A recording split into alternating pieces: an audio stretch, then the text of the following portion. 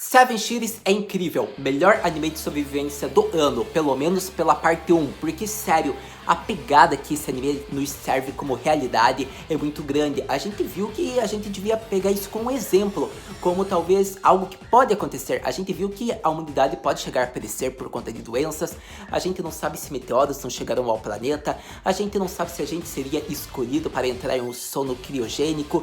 Então a pegada que esse anime fez, tipo, reflete muito num futuro distante que pode acontecer com o planeta. E eu gostei disso, eu acho que a temática de sobrevivência, a história, o enredo desse anime é incrível. Para todo caso, meu querido e minha querida jovem, seja muito bem-vindo para mais um vídeo. Se você não conhece esse anime, ele é um dos melhores animes, eu diria, da temporada de primavera. Foi lançado nos últimos dias, a Netflix colocou bem rapidamente, tipo, tava indo para a temporada de verão, eles já lançaram. E é 12 episódios a primeira parte, eu acho que vale a pena você maratonar porque é um anime gostoso. Para todo caso, eu vou falar o que eu achei, como é que eu gostei, o que eu mais ressalto da obra, personagens que eu não gostei muito ou detestei, e os personagens que eu mais gostei e quero ver um pouco mais na parte 2.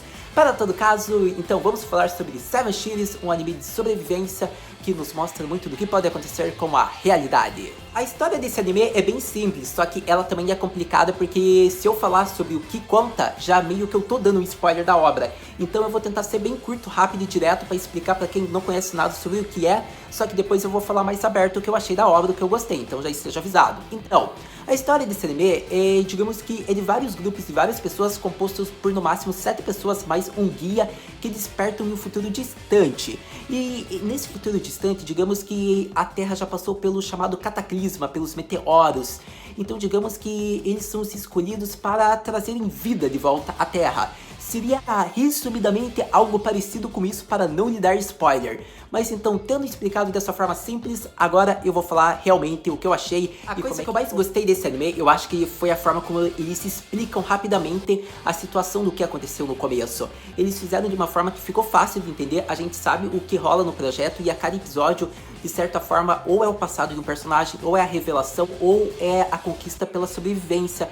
Eles desbravando essa terra que antigamente eles conheciam, só que agora eles estão tentando sobreviver nesse novo mundo. Então eu achei bem bacana. A gente viu que foi bem rápido, eles explicaram ali que o projeto Seven Cities consistiu mesmo em vários países terem criado vários grupos de no máximo 7 pessoas, escolhida entre vários aspectos, sejam atraentes, sejam inteligentes, sejam talentosas, habilidosas, sejam desajustadas, digamos que fracas mentalmente, inseguras. Então teve vários grupos criados com um determinado aspecto, como a gente viu. Então eu acho que tipo foi muito bacana porque a gente viu que eles só acordaram conforme a cápsula iria avisar quando a Terra estivesse habitada novamente. Então daí eles teriam que desbravar, porque eles que teriam que dar agora uma vida nova à Terra. Digamos que eles teriam que se reproduzir, fazer várias coisas. Então eu acho que a temática que esse anime já tá fazendo tá bem bacana de ver, pelo menos nessa parte 1 eu gostei. Mas agora eu vou falar um pouco sobre os personagens, só que ao mesmo tempo daí eu já falo sobre os times, porque cada um tem meio que uma ligação. Relembrando que eu vou falar sobre os principais, o que eu acho que teve maior destaque, porque não tem como falar sobre todos. Então vamos falar, acredito que sobre a protagonista, o Arashi e o Semimaru, que são do time B da Estação de Verão, para começar. Primeiro, Semimaru, personagem babaca que a gente achou no primeiro episódio e com o final da temporada a gente gostou, se apaixonou. A gente acha ele um personagem legal, a gente gostou da personalidade dele. A gente viu que ele meio que sente uma queda pela protagonista da história, meio que ele falou que ela era a presa dele, só que é uma presa que ele é meio apaixonado e ele não quer demonstrar isso. Então eu achei bem bacana essa parte dele, ele meio que zoa, ele tem uma relação, uma amizade de companheiros com ela agora. A gente achava que no começo da obra ele ia ser insuportável, mas não, ele melhorou muito. Então o Semimaru, sem sombras de dúvidas, é um dos personagens que eu mais gostei. Mas vamos falar da protagonista da história. Eu acho que ela é uma protagonista meio chata, só que já no episódio 12 a gente vê a forma como ela cresceu. Por conta que do episódio 1, que ela era insegura, não conseguia caçar comida, a gente viu o rápido amadurecimento que ela teve para viver essa nova vida. Então devido às condições, ela teve que deixar de ser um pouco insegura e amadurecer mais. Não é à toa que a própria guia do time dela falou que agora ela olha nos olhos próprios. Foi bem bacana isso, porque eu gostei da protagonista ter esse amadurecimento. Ela tem meio que um sentimento meio que de gratidão, mais do que apaixonada pelo Arashi, que é um dos personagens principais da história. O Semimaru mesmo fala para ela que é provável que isso seja gratidão, porque ele é a primeira pessoa que tratou bem ela. Então foi legal ver mais dessa protagonista. Eu acho que a forma como ela pensou se ela entregaria lá o bilhete que a Hana fez foi algo polêmico. Eu já tava achando, caraca, ela não vai entregar, eu já não vou gostar dela.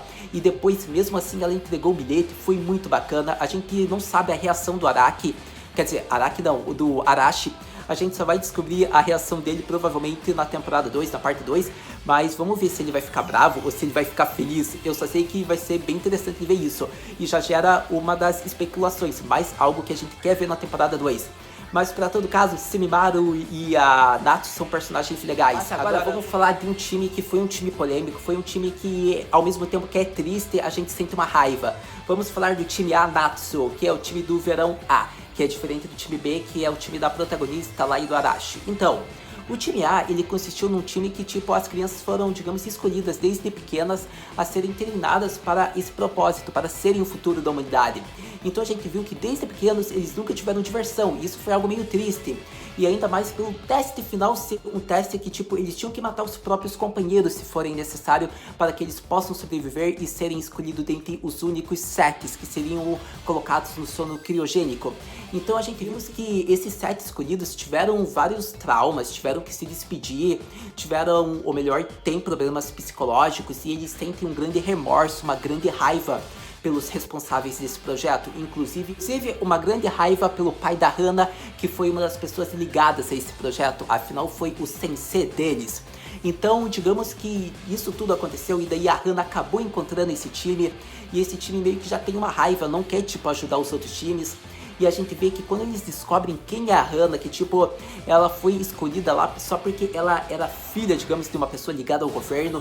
Então, tipo, foi pra sobreviver, foi pra colocar a própria filha lá. Ela foi diferente, tipo, deles que tiveram que entrar pela honra, se matando, acabando com os companheiros. Digamos que isso gerou uma revolta do time A. Só que, diferente deles terem uma raiva por quem fez isso, que foi, digamos lá, o Takashi, que foi o sensei que é o pai da Hana, não, eles tiveram uma raiva pela filha. Eles querem, tipo, se vingar da filha. Em especial, quem quer se vingar é o Ango, um dos personagens que, na minha opinião, virou o mais babaca da história. Porque por conta de você ter perdido o teu amigo, o teu companheiro, ok, você perdeu ele, você perdeu várias pessoas que você se importava, você pode ter raiva, tipo, daquele sensei que te ensinou isso, que teve que fazer você sobreviver, você pode querer matar ele, mas isso não é motivo para você querer, digamos, abusar a filha dele. Isso é uma cena que me deu uma raiva, tipo, me deu uma sensação de angústia. A gente, tipo, assistia e a gente via, caraca, alguém aparece, alguém acaba com esse cara. Então, tipo, a gente tem uma raiva, tipo, meio que um sentimento, tipo, de Kimochi Warui por esse personagem, porque ele é um personagem que tem problemas psicológicos já pelo que aconteceu, e ele queria descontar tudo na Hana. Então, tipo, digamos que ela ia ser abusada. Só que, por sorte, o outro companheiro do time A, o Ryo, mandou uma garota ir lá e, digamos que, tipo, parar, como eu posso dizer, o Ango. E acontece que daí a cena saiu e fugiu. Foi uma cena que meio que dá um sentimento ruim, a gente sente um remorso, uma raiva, tipo, dá uma angústia, e é algo meio que legal que a obra dá esse sentimento, porque assim a gente faz com que a gente sinta raiva também por alguns personagens, e a gente vê que nem todo personagem que entrou nesse projeto é bom. Mas tendo falado da cena que me deu mais raiva da obra, vamos falar agora de outras cenas. Eu acho que a cena do amor dos pais aos filhos, por conta que a gente viu que a mãe do Semimaru vendeu ele por 100 milhões ao governo. Então, digamos que ele, digamos, é propriedade do governo, por isso que ele foi escolhido para ser parte desse projeto. Ele, podemos dizer que foi uma cobaia do projeto, e porque ele não teve escolha. O que acontece é que, digamos que a gente também pode pensar ao mesmo tempo que a mãe dele estava interessada pelo dinheiro, mas a gente pode pensar também que ela já queria cuidar do futuro do filho, ela queria que o filho, digamos, desse uma nova vida, uma esperança para a humanidade. Pelo menos eu penso desse jeito, embora o próprio Semimaru não pense assim. Mas foi bem bacana vendo ele conhecendo, ou melhor, vendo a cidade que ele vivia, os destroços, por conta de que o mundo inteiro ficou em destroços, tipo, as cidades ficaram inundadas devido ao cataclisma. Então, eu acho que foi uma das partes legais, e não só, tipo, da mãe do Semimaru. A gente viu que os pais da Hana, por mais que eles tenham feito, digamos, essa escolha, tipo, nenhum pai, tipo, que tivesse uma ligação no governo iria deixar o filho morrer. É claro que colocaria nesse projeto.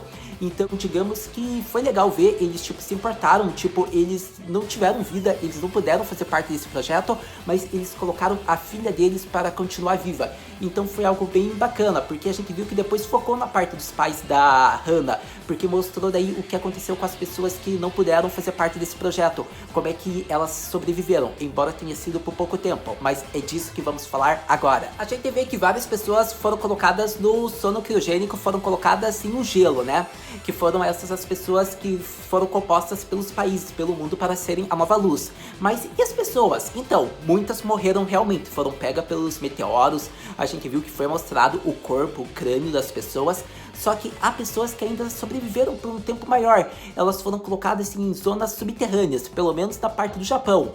Então a gente viu que as pessoas de lá, a gente viu que foi composto por várias pessoas que iriam entreter essas pessoas. E quem seriam? Seria uma cantora famosa, um DJ, entre várias outras pessoas que iriam também cuidar ao mesmo tempo do que estava acontecendo nessa situação.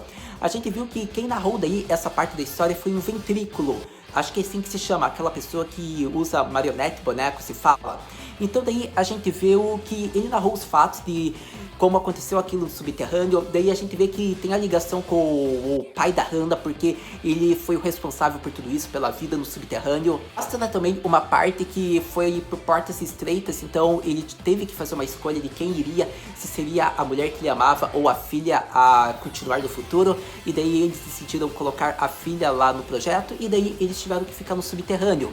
Só que a gente viu que a forma como era cruel, que tipo, eles matavam muitas pessoas para que fossem os alimentos das outras, para que assim eles continuassem com uma vida maior. Só que a gente viu que daí conforme o tempo passava, uma doença acabou pegando, se infestou e matou várias daquelas pessoas. Não só várias, como matou todas.